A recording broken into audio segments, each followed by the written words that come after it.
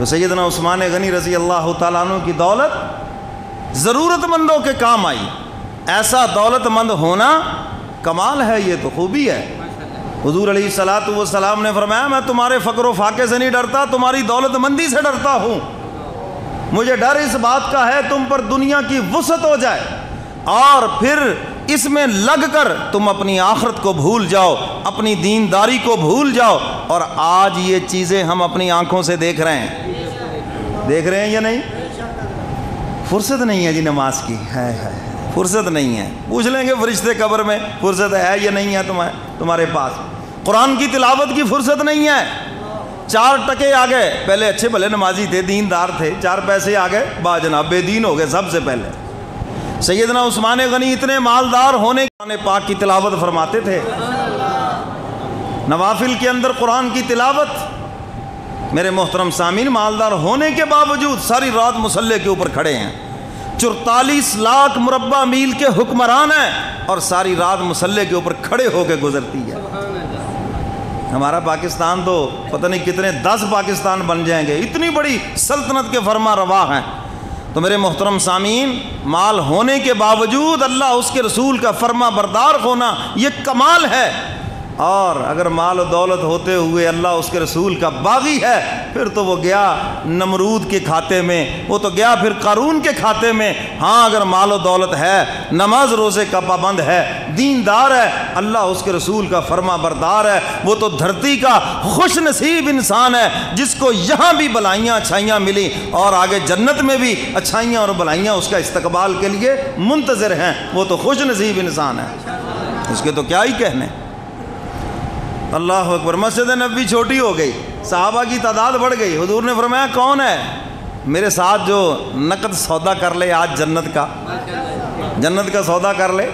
اللہ اکبر. حدیث مبارکہ میں ہے جو مسجد ایک چڑیا کے گھونسلے جتنی بھی بنائے اللہ اس کا گھر جنت میں بناتے ہیں.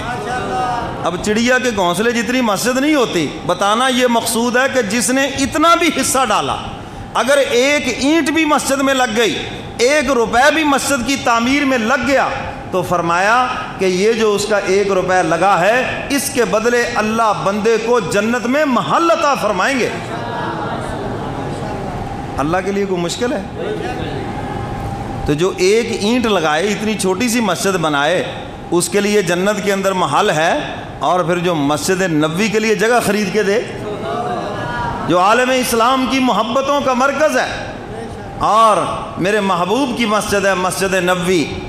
جب مسجد نبوی کے لیے حضور نے اعلان فرمایا تو عثمان غنی آگے بڑھے، ان کا مال و دولت کام آیا اور آپ نے اپنے پیسوں سے زمین خرید کر مسجد نبوی کے لیے وقف کر دی. آج جہاں پر مسجد نبوی بنی ہوئی، اللہ آپ سب کو لے جائے مدینہ، سب کو ہو آمین. جہاں پر مسجد نبوی بنی ہوئی ہے یہ سب صحابہ کے گھر تھے. اس دور میں حضور کے دور میں جتنا مدینہ تھا آج سارا کا سارا وہ مسجد نبوی کی شکل کے اندر موجود ہے. یہ باقی آبادیاں ساری بات کی ہیں.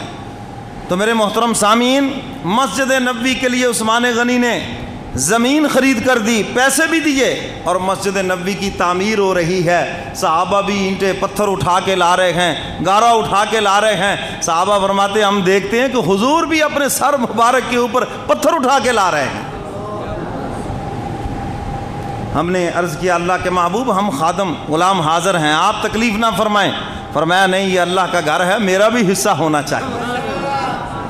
حق تعالیٰ نے فرمایا میرے محبوب یہ مسجد آپ کی ہے. عثمان غنی نے جگہ خرید کر دی اور تمام صحابہ نے اس میں حصہ ڈالا اور اس کی تعمیر میں آپ نے بھی حصہ ڈالا. میں بھی اس میں حصہ ڈالنا چاہتا ہوں. الہ العالمین آپ کا کیا حصہ ہے؟ فرمایا آج کے دن سے لے کر قیامت کے دن تک جو 1 نماز پڑھے گا میں اس کو 50,000 نمازوں کا ثواب عطا کروں گا. ہاں میرا یہ حصہ ہے اس کے اندر. جو بھی 1 نماز پڑھے گا 50,000 نمازوں کا اس کو ثواب ملے گا. جو بیت اللہ میں اللہ کے گھر میں جا کے نماز پڑھے گا 1,00,000 نماز کا ثواب ملے گا. مسجد اقصیٰ میں جو جا کر 1 نماز پڑھے گا 10,000 مقبول نمازوں کا اس کو ثواب ملے گا. سب کہہ دو سبحان اللہ اور ساتھ ہی کہہ دو ماشاءاللہ. تو سیدنا عثمان غنی رضی اللہ تعالیٰ عنہ وہ عظیم